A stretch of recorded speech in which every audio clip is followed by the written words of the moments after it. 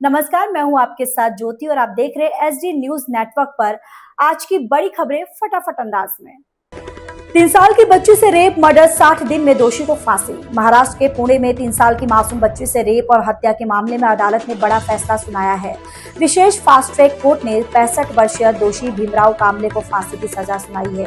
Court ने इस अपराध को रेयरेस्ट ऑफ रेयर मानते हुए कहा कि आरोपी का कृत्य बेहद क्रूर और अमानवीय था। खास बात ये रही कि वारदात के सिर्फ 60 दिनों के भीतर फैसला आ गया, यानी इस मामले में अदालत ने तेज सुनवाई कर सख्त संदेश देने की कोशिश की है। केतन मर्डर केस में करोड़ों की साजिश का खुलासा। पुणे के चर्चित केतन अग्रवाल मर्डर केस में जांच के दौरान नए खुलासे हो रहे हैं। पुलिस के मुताबिक सिया गोयल ने शादी की तैयारियों के नाम पर केतन से करीब 1 करोड़ रुपए लिए और पूरी रकम अपने प्रेमी चेतन चौधरी को दे दी। वहीं एयरपोर्ट तक छोड़ने वाले कैब ड्राइवर ने दावा किया है कि सिया बाली ट्रिप पर जाना ही नहीं चाहती थी और केतन का पासपोर्ट भी रहस्यमय तरीके से गायब हो गया था। पुलिस अब आर्थिक लेन देन और पूरी साजिश के हर पहलू की जांच कर रही है। अमरनाथ यात्रा से पहले बाबा बर्फानी की पहली पूजा। 3 जुलाई से शुरू होने वाली अमरनाथ यात्रा से पहले सोमवार को बाबा बर्फानी की पहली पूजा संपन्न हुई। जम्मू कश्मीर के उपराज्यपाल मनोज सिन्हा ने पवित्र गुफा में विधि विधान से पूजा अर्चना की। इस बार यात्रा 57 दिनों तक चलेगी और अब तक 4 लाख से ज्यादा श्रद्धालु अपना पंजीकरण करा चुके हैं। सुरक्षा व्यवस्था को भी अंतिम रूप दे दिया जा चुका है, यानी बाबा बर्फानी के दर्शन के लिए देश भर से श्रद्धालुओं का इंतजार अब खत्म होने वाला है। राबड़ी आवास खाली करने पर नया विवाद।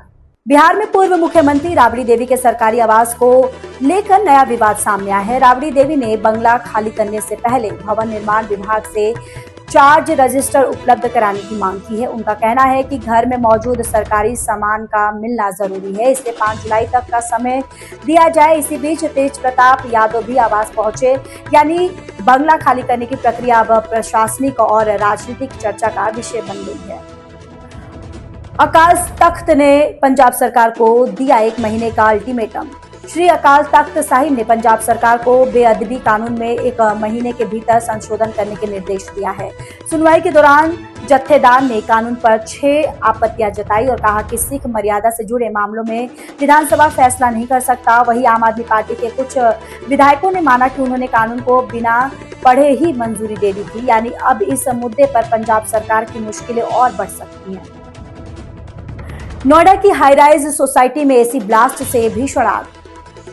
नोएडा की एक हाईराइज सोसाइटी में 21वीं मंजिल पर एसी ब्लास्ट के बाद भीषण आग लग गई। आग इतनी तेजी से फैली कि 3 फ्लैट इसकी चपेट में आ गए और पूरी बिल्डिंग में अफरा तफरी मच गई। दमकल की 6 गाड़ियों ने मौके पर पहुंचकर आग पर काबू पाया। राहत की बात यह रही कि समय रहते लोगों को सुरक्षित बाहर निकाल लिया गया और कोई जनहानि नहीं हुई। शुरुआती जांच में आग की वजह एसी ब्लास्ट मानी जा रही है। सांसद हमारे ताऊ हैं कहकर पुलिसकर्मी को धमकाया। कानपुर में इस सड़क हादसे के बाद दबंगई का वीडियो सामने आया है। आरोप है कि नशे में धुत फॉर्च्यूनर सवार युवकों ने पहले बाइक सवार को टक्कर मारी और फिर बीच बचाव करने पहले पहुंचे ट्रैफिक पुलिसकर्मियों को धमकाने लगे। युवक ने कहा, सांसद भोले सिंह हमारे ताऊ है। इतना ही नहीं, पुलिसकर्मी का वीडियो बनाने पर भी आपत्ति जताई। हालांकि पुलिस पहुंचने से पहले आरोपी मौके से फरार हो गए। अब वायरल वीडियो के आधार पर कार्रवाई की जा रही है। कराटे चैंपियन को गोली मारने से सनसनी। कानपुर में पुलिस कमिश्नर आवास से कुछ ही दूरी पर कराटे चैंपियन को गोली मार दी गई। आरोप है कि बियर के पैसे मांगने को लेकर हुए विवाद के बाद बाइक सवार बदमाशों ने युवक के पेट में गोली मार दी। घायल युवक को अस्पताल में भर्ती कराया गया, जहां उसकी हालत अब खतरे से बाहर बताई जा रही है। पुलिस सीसीटीवी फुटेज के आधार पर हमलावरों की तलाश में जुटी है, यानी शहर के बीचों बीच हुई इस वारदात ने सुरक्षा व्यवस्था पर सवाल खड़े कर दिए हैं। बोतल बाबा पर गंभीर आरोप, जांच तेज। कानपुर का चर्चित बोतल बाबा एक बार फिर सुर्खियों में है। आरोप है कि इलाज के बहाने उसने एक महिला के साथ अश्लील हरकत की। हरिओम यादव नाम का ये व्यक्ति पहले प्रमाण पत्र बनवाने का काम करता था, लेकिन बाद में खुद को चमत्कारी बाबा बताने लगा। वह पानी को अमृत बताकर लोगों का इलाज करने लगा, दावा करता था। फिलहाल पुलिस पूरे मामले की जांच कर रही है और आरोपों की सच्चाई सामने लाने में जुटी है। अमेरिका ईरान में फिलहाल युद्ध विराम, बातचीत का रास्ता खुला। अमेरिका और ईरान ने फिलहाल एक दूसरे पर सैन्य हमले करने हमले रोकने पर सहमति जताई है। दोनों देशों के बीच पिछले कुछ दिनों से बढ़े तनाव के बाद अब तकनीकी स्तर की बातचीत कतर में होगी।